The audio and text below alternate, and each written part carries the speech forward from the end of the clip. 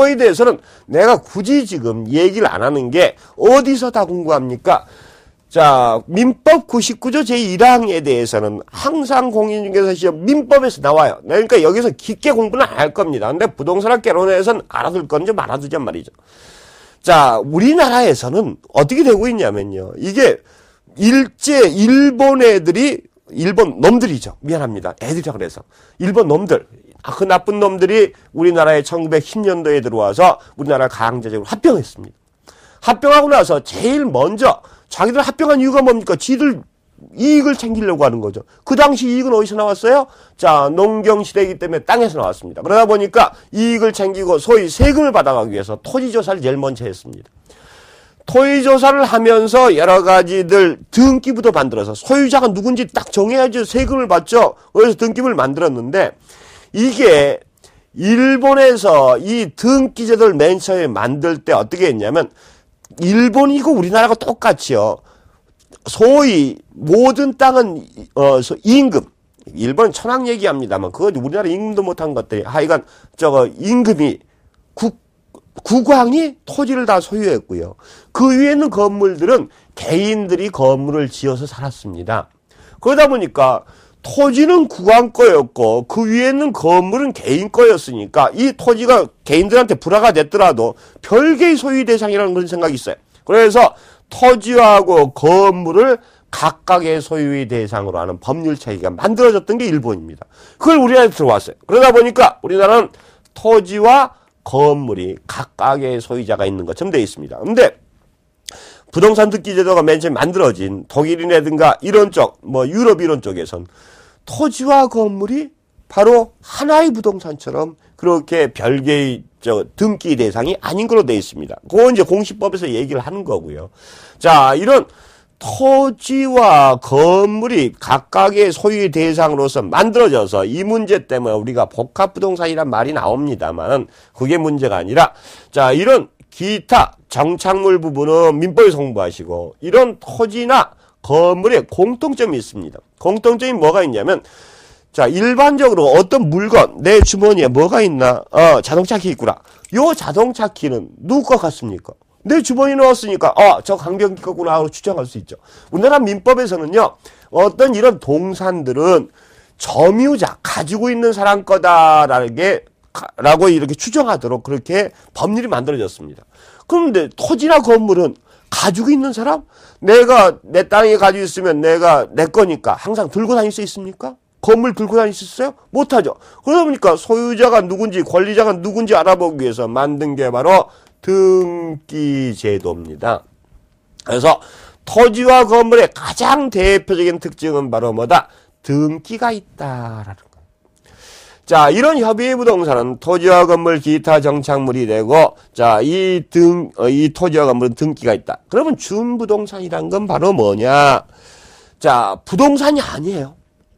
부동산이 아닌데도 불구하고, 부동산처럼 등기라든가, 등기하고 똑같은 게 등록이거든요. 등록이 된 물건들을 우리는 뭐라고 한다? 준부동산이다라고 합니다. 부동산과 유사한 거다. 그래서 준부동산인데 이런 준부동산은 여러분들이 외우셔야 됩니다. 시험 문제 간혹 잊어버릴 만하면 꼭 나와요.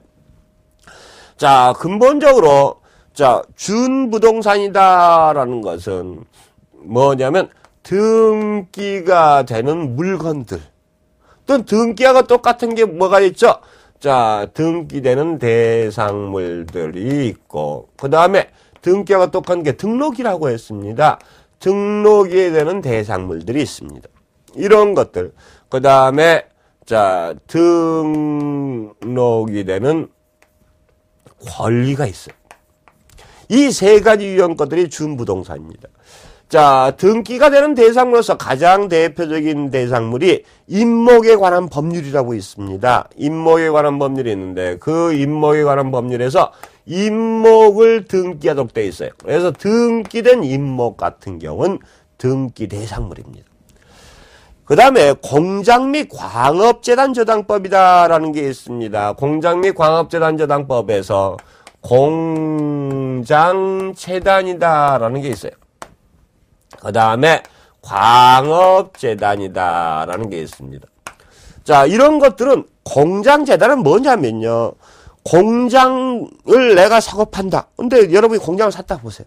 그 공장 건물만 사가지고 못 쓸 때 많죠. 왜? 그 안에 기계도 있어야 되고 여러 특허권 같은 여러 가지 있어야 되죠. 그래서 공장에 대해서 돈을 꿔줄 때 공장 건물만 가지고 돈을 꿔주니까 너무 적으니까 공장 기계니 특허권이 이런 가지 하나하나 모아서 하나의 물건처럼 등기를 하게 만들었습니다. 그게 바로 공장재단이에요. 광업재단도 마찬가지입니다. 광산 그거 부동산만 따지면 몇 푼 안 가요. 그 산 꼭대기에 있는 것들이 뭐 비싸겠어요. 근데 거기서 광물을 캘 수 있는 광업권도 있고 광물 캐기 위한 여러 가지 시설물 같은 게 많죠. 그런 것까지 다 모으면 좀 꽤 재산이 된단 말입니다. 그래서 그런 걸 담보로 융자를 받아주기 위해서 광업재단이라는 걸 만들 수 있도록 이렇게 법을 만들었어요. 그래서 과거에는 공장저당법, 과거에는 광업재단저당법 이런 얘기를 했었는데 요즘 두 개 합쳐서 공장 및 광업재단저당법이다라는 법률이 만들어서 공장재단과 광업재단을 만들 수 있도록 했습니다. 임목이라는 것도 마찬가지예요. 나무 한 그루가 아니라 여러 개의 나무를 모여서 20개의 집단을 임목이라고 하는데 이런 임목들이 등기가 되도록 되어 있습니다. 그 다음에 또 뭐가 있냐면 여러분들이 바다에서 배 타고 다니죠. 배를 보고 우리 뭐라고 합니까? 선박입니다. 선박인데 이게 작은 배도 있고 큰 배도 있기 때문에요. 선박 중에서 20톤 이상이 되는 선박이 있어요. 이것은 등기하도록 법률에 정해져 있습니다. 선박 등기법이 있습니다. 자, 이렇게 등기되는 대상물에 대해서 등기에 대해서 그럼 여러 가지 규정이 만들어져야 되는데 그 규정을 일일이 다 만들어내고 복잡하죠. 그러니까 대상물에 대한 등기법에서 뭐라고 나오냐면 자, 곽강해놓고 상세한 것은 토지 등기에 대한 부동산 등기에 대한 규정을 준용한다라고 나왔습니다. 그러면 이런 것을 사고 팔 때라든가 할 때는 부동산은 분명히 아니에요. 하지만 뭐를 알아야 된다? 부동산에 대한 법률을 알아야 된단 말입니다. 그러니까 이런 등기가 되는 대상물, 임목, 공장재단, 광업재단, 선박, 소위 20톤 이상 선박 같은 경우들은 부동산학을 알아야지만 부동산에 대한 법률을 알아야지만 사고 팔고 관리할 수 있다고 해서 이걸 준부동산이라고 합니다. 그 다음에 이것과 유사한 게 사람이 타고 다니는 가장 대표적인 물건이 있죠. 뭐가 있죠? 자동차. 자, 자동차 등록해야 되는 거 아시죠? 그 다음에 하늘에 날아다니는 비행기 있죠. 소위 비행기, 우리 쉽게 비행기라고 합니다만 법률상으로는 뭐라고 합니까? 항공기 있죠. 항공기도 워낙 덩치가 크기 때문에 등록해야 됩니다. 그 다음에 또 뭐가 있냐면 땅 팔 때 땅에서 다니는 게 자동차, 하늘에 날아다니는 게 항공기. 그럼 땅속 가는 것도 있어야 되죠. 땅 팔 때 쓰는 거. 자, 그게 바로 건설기계다라고 합니다. 옛날엔 중기다라고 했어요. 자, 그래서 세 가지, 소위 자동차와 항공기, 건설기계는 등록이 대상입니다. 이런 등록이 대상 물건들 자체도 이것도 등기하고 똑같은 거예요. 그래서 관련된 규정은 부동산 등기법 규정들이 많이 원용됩니다. 그래서 이것도 준부동산이라고 합니다. 자, 그 다음에 등록 대상인 권리가 있습니다. 등록 대상인 권리로서 가장 대표적인 게 광업법에 의해서 광업권이다라는 게 있습니다. 광업법에서 광업권이라는 것은 뭐냐면요. 어떤 광물을 채굴할 수 있는 권리입니다. 여러분 생각에 내가 땅을 가지고 있다. 땅 속에 금덩어리가 묻혀 있다. 금광물. 덩어리는 괜찮습니다만 금 광맥이 있다. 석탄 광맥이 있다. 철 광맥이 있다. 그러면 여러분들이 마음대로 캘 수 있을 것 같죠? 안 됩니다. 토지 소유권과 별개로요. 땅 속에 있는 광물을 캘 수 있는 권리는 광업법에 의해서 광업권을 설정을 받아야 됩니다.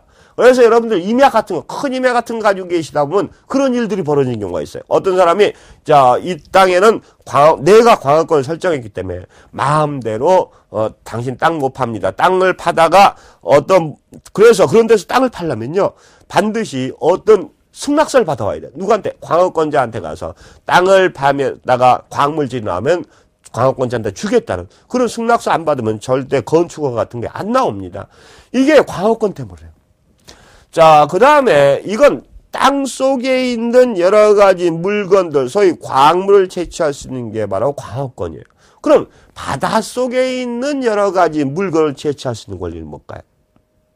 뭐죠? 바로 어업권입니다. 어권이다라는 것은 일정한 바다에서 고기를 잡거나 그 다음에 수산물 양식하거나 이런 권리를 보고 우리나라에서는 어권이다 그래요. 둘 다 땅속이냐 바닷속이냐의 차이가 있지 둘 다 바로 뭐죠? 어떤 물건을 채취할 수 있는 이쪽은 과학물 이쪽은 해산물 채취할 수 있는 권리가 바로 어권입니다. 이런 것들은 굉장히 중요한 권리예요. 그러다 보니까 이걸 사고 팔기도 하고요. 이걸 저당 잡고 융자를 받기도 해요. 그러다 보니까 어떤 등록을 하도록 되어 있습니다. 등록해놓고 복잡해지면 무슨 법을 적용한다? 바로 부동산 등기법을 준용할 수 있도록. 소위 민법에서 토지에 관련된 규정을 준용할 수 있도록 이렇게 법률에서 정하고 있습니다. 자, 그럼 몇 가지? 준부동산은 임목, 공장재단, 광암재단, 선박 4가지, 그 다음에 자동차, 항공기, 건설기계 3가지, 넷세, 둘이네요. 소위 몇 가지? 9가지를 보고 우리는 뭐라고 한다? 준부동산이라고 하고요. 이런 준부동산을 거래하거나 관리하려면 뭘 알아야 된다? 부동산에 관련된 것을 알아야 된다. 그래서 준부동산도 일종의 부동산 아니냐? 그래서 협의의 부동산은 토지 및 거정착물이지만 광의의 부동산은 뭐다? 이 협의의 부동산과 준부동산을 합해서 우린 광의의 부동산이라고 부른다라는 것들 항상 알아두시고 그래서 보통 부동산학 개론들 얘기를 나오게 되면 여기서 이제 많이 오해를 하는데 미리 내가 말씀드릴게요. 뒤쪽에 쭉 얘기를 하다 보면 부동산 학자들이 부동산이다라고 얘기하면 뭐를 얘기할까? 굉장히 넓죠. 부동산은 황해 부동산도 있고 준부동산도 있고 협의 부동산도 있고 협의 부동산 토지하고 건물도 있는데 아무 말 없이 부동산이라고 그러면 과연 뭐를 의미하는 이 모든 걸 다 포함한 걸 의미하느냐? 이게 적에 따라 틀려집니다. 각각의 이론에 따라 틀려져요. 지금 현재 부동산을 따지고 보면 토지도 있고 뭐도 있죠. 건물도 있죠. 그 다음에 또 뭐도 있다. 준부동산도 있습니다. 또 이 건물도 뭐 주택도 있고 그 다음에 상업용 부동산도 있고 공업용 부동산도 있단 말이에요. 자, 이렇게 복잡한데 부동산 학자들이 아무 말 없이 부동산이라고 하면 과연